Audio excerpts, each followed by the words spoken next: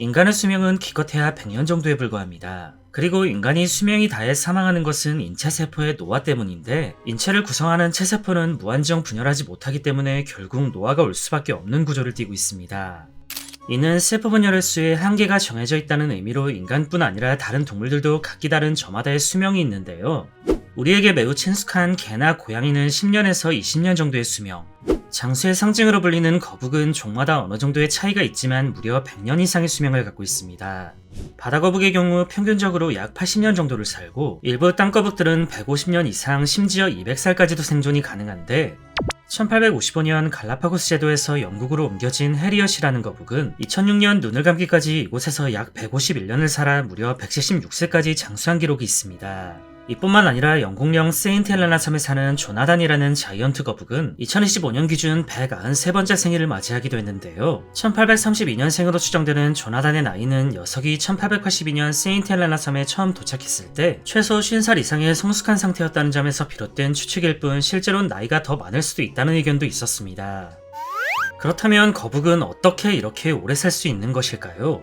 이는 텔로미어의 차이 때문입니다. 모든 동물은 서로 다른 특징의 텔로미어를 갖고 있고, 텔로미어의 길이는 수명과 비례하는데, 인간의 경우 나이가 들면 텔로미어의 길이가 점점 짧아지게 되며 인간 체세포의 텔로미어의 길이는 약 15에서 20kb 정도, 한번 세포 분열을 할 때마다 50에서 200bp만큼 닳아 없어지고, 이를 단순히 계산해보면 약 50회 정도의 세포 분열을 거치면 더 이상 텔로미어가 남아있지 않아 세포가 노화되며 죽음에 이르게 됩니다. 그리고 거북은 인간보다 텔로미어의 길이가 더욱 긴 특징을 갖고 있는데요. 즉, 거북이 인간보다 장수하는 이유는 텔로미어의 길이가 더 길기 때문이고, 개나 고양이가 인간보다 수명이 짧은 이유 또한 텔로미어의 길이가 더 짧기 때문입니다. 특히 거북은 단순히 텔로미어의 길이가 긴 것뿐만 아니라 복구까지 된다는 점에서 큰 차별점을 두고 있는데, 거북은 시간이 지나 짧아진 텔로미어를 다시 복구하여 젊어지기도 합니다. 참고로 바다까지는 이 텔로미어를 무한정 복구할 수 있는 능력이 있어 이론상 불로장생의 동물로 여겨지는데요. 어디까지나 이론상일 뿐 탈피를 하다 지쳐 죽는 경우, 천적에게 잡아먹히는 경우 등이 많아 평균적인 수명은 40에서 50년 정도라고 합니다. 그리고 텔로미어를 제외하고도 거북의 장수 비결은 몇몇 더 있었는데요. 대표적인 것은 면역력. 거북은 세포독성 T세포나 NK세포 같은 면역세포의 활성을 높이는 유전자의 변이가 있어 바이러스나 박테리아, 곰팡이, 기생충 등에 의한 방어가 매우 뛰어난 편입니다. 이는 우리 인간으로 치면 쉽게 병에 걸리지 않는 것인데, 아무렇지 않은 유전자까지 존재하다 보니 웬만해선 암도 걸리지 않습니다.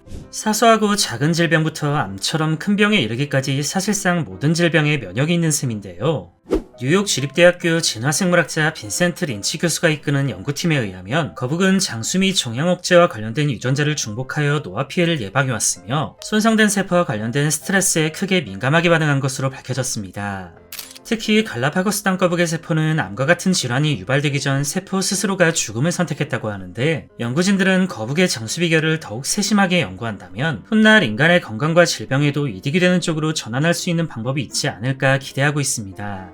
여담으로 하나코라는 이름의 비단잉어는 1751년에 태어나 1977년 죽음에 이르기까지 무려 226년을 살았다고 전해졌는데요.